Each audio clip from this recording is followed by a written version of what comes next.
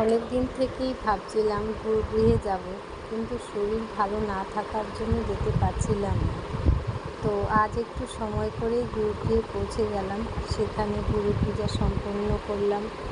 গুরুর আরতি দর্শন পূজা সমাপ্ত করে পুজো পার্বণ সেরে নিলাম। খুব ভালোভাবে পুজো সম্পন্ন করে গুরু পূজা দর্শন করে সেখানে একটু শিব পূজাও সেরে নিলাম।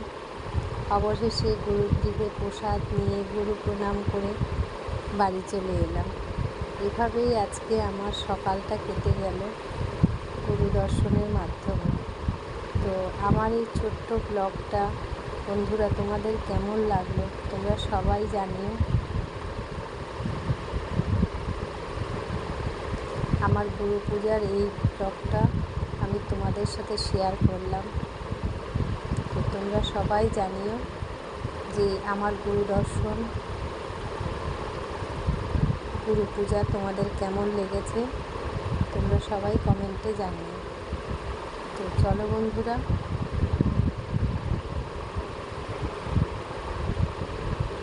আজকের এই ব্লগটা এইটুকুই।